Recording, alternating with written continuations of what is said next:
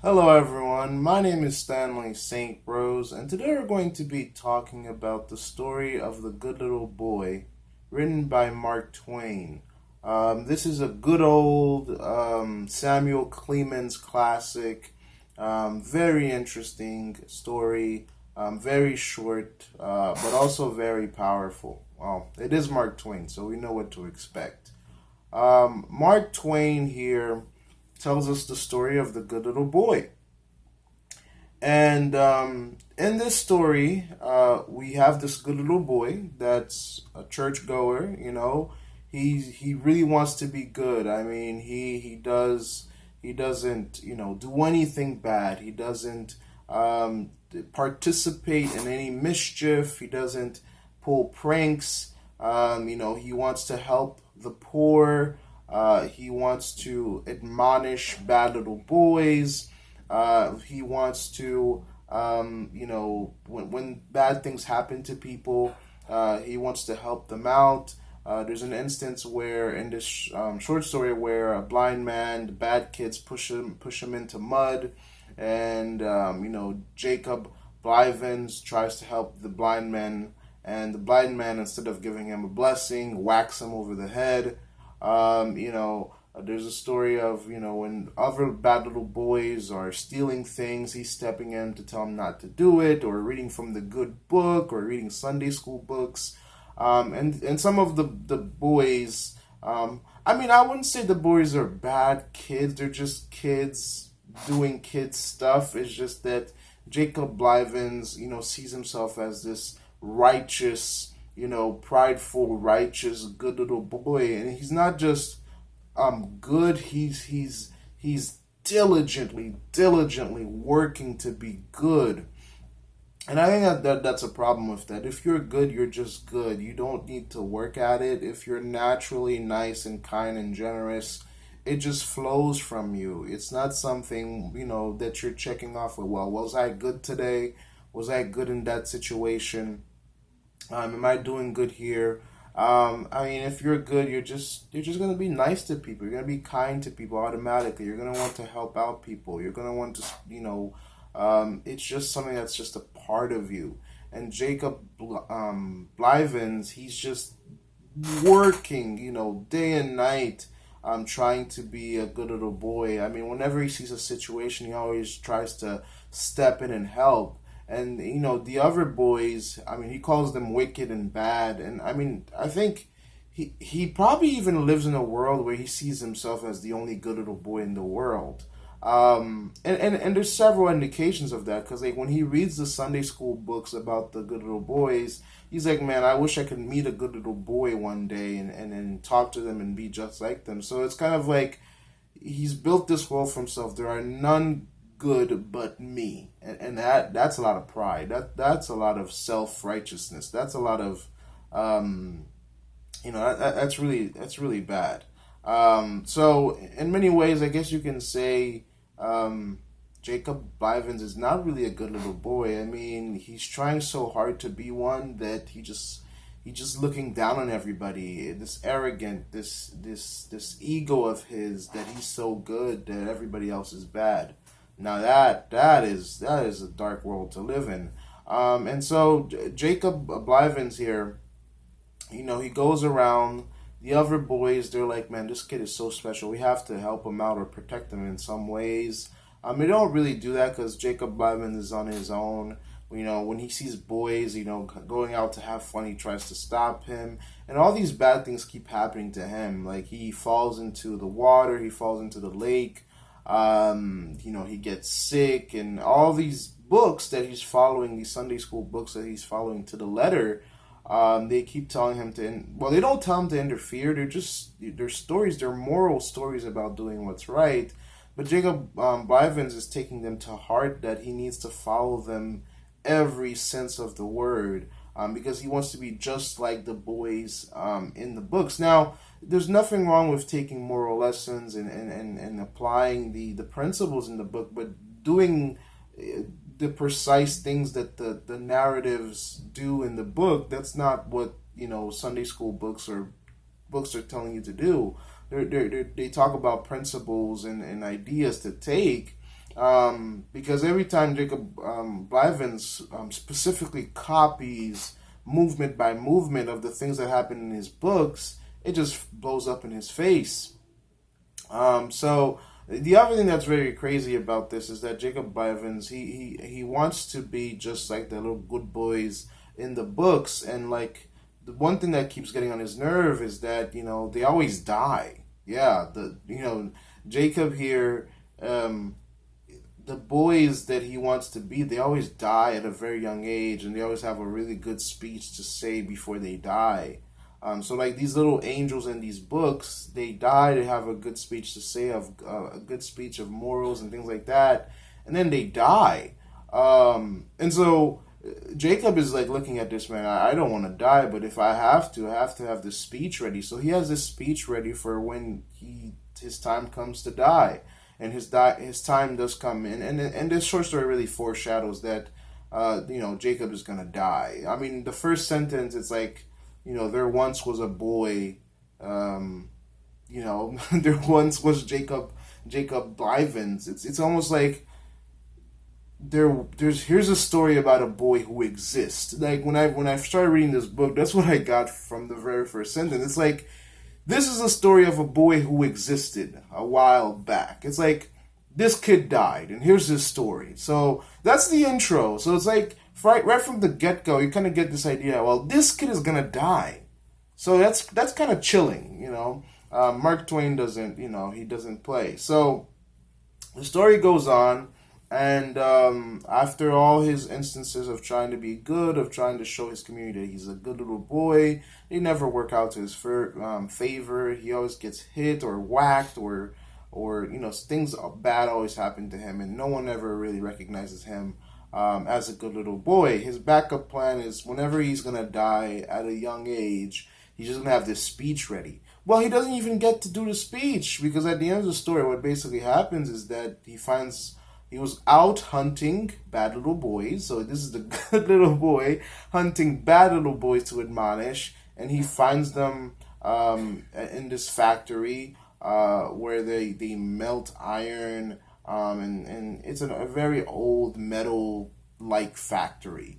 And there's these boys. They pretty much put these dogs in a line, and it's a procession. The dogs are not happy, and they have nitroglycerin cans tied to the dogs, or attached to their tails, or they're connected to the cans. And I had to look this up, but when you look up nitroglycerin, it's flammable, and if you shock it or warm it, the information I got, it says that if you shock it or warm it, it can explode, which is, it's just not, that's not a good thing. I mean, in the very last few paragraphs, you kind of see this getting dark, because you're in an old factory. That tells you it's probably not well maintained. Maybe there's nobody that's been there. The equipment's pretty old. You probably don't want to touch anything. And then there's nitroglycerin. And when I looked it up, and I found out that nitroglycerin, if you shock it or warm it up, it can explode. This is not good. And we also know that Jacob Blivens kind of thinks that he might die at a young age, and he has this death speech ready. So there's a death wish here somewhere. So these are not good things. This is not really shining a light on a good thing that's about to happen. And ultimately what happens, he's going into the old factory, going to admonish these boys, and an alderman comes in, and the bad boys are so, we're told, they run away because so they're tying up dogs and tying them up with cans of nitro glycerin, and basically Jacob Blivens is going to go into this good boy speech, and the alderman smacks him. And Jacob Blivens was like sitting on a can of nitroglycerin. So I'm thinking maybe he's sitting on this can, he's warming it up with his, by sitting on it with his butt, he's probably warming it up. And then the smack from the alderman, or the hits from the alderman, maybe it's enough, the warmth from his body and the smack from the alderman, because like we're not told that there's a fire or a shock of any other kind. I'm just assuming here that by sitting on the can, by the smack from the alderman, by the commotion in the factory, maybe the nitroglycerin was shocked enough, or was moved enough, or was warmed enough, and the whole factory blows up. Boom, and the alderman dies. Jacob Blivens die, and the dogs die. They're all in pieces, and they just like go out all in the sky. And we're specifically told there's nothing left of this factory, and a big Jacob Blivens pretty much goes and ends up in chunks in 5 different directions, and it is not pretty. There's no speech, no nothing, and nobody will remember Jacob Blivens. So the good little boy just dies without his dream of being noticed as a good little boy or anything. And that's the end of Jacob Blivens and the good little boy. This is very sad. Yeah, this was a very sad story. In terms of deeper meanings and analysis here, I mean, things are just not what it seems. This is not a good little boy. From my perspective, from my analysis and the evidence that I find within the short story, yeah, he's really not a good little boy. I mean, he's very and okay. So there is the Christian religious perspective here. This good little boy is Christian, and his ideas are coming from Christianity. And the first thing I can say about that is self-righteousness, self-pride, buffing oneself up. That is a sin in the Bible. So from that perspective, that pride side, that is a sin. So that's not really good. The trying to think that he's better than everybody else and that all the other boys are bad, that's not a good thing. The trying to stop people from doing bad because he's good and he's the right way, that's not good. So from the Christian perspective, or from Christian teachings, Jacob Blivens is not a good little boy because he's like trying to make himself good or righteous or perfect, and that's not what Christianity preaches. So from that perspective, he's not good. The other thing, he's inserting himself into these situations that don't need him. So he's kind of redundant and forcing the situation. So that's not good. And when he tries to admonish people, well, he's not really the greatest person to be a leader. So that's not really good. So nothing really Jacob Blivens does is good or demonstrates him as good. So I don't see the good little boy here. The title should be like the boy who tried to be good but failed or something, because he's not really a good little boy here. Not from the Christian perspective, not from the adults' perspectives, not from the bad boys that we're told are bad from that perspective. He's just a kid who had a dream, who failed, and who blew up. Which I think he read the books, but he got the wrong idea. I mean, it's great that he wanted to be good and righteous, but I think he just went about it the wrong way. And his reality just did not. I mean, his reality is really horrific. I mean, the part that he was gonna die, that was very obvious, but the way that he dies and his body just like blew up. I mean, man. I mean, and it's kind of very crude and like he just ends up in chunks. Yeah, that's dark. Yeah, that's really dark.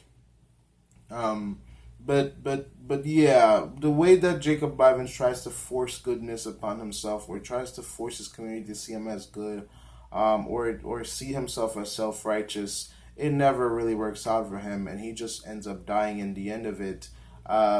His principles, or the way that he tries to apply biblical principles or the Christian principles within this work, are just not Christian whatsoever or biblical whatsoever. So he's not a good little boy. He gets a horrific death, and his forcing of the situation is just a poor outcome. So Jacob Blivens, I'm sorry, you're just not a good little boy. But those are my two. That's my 2 cents of this story, of what's going on in it, of the problem of self pride, and honestly how it can really end up badly for you.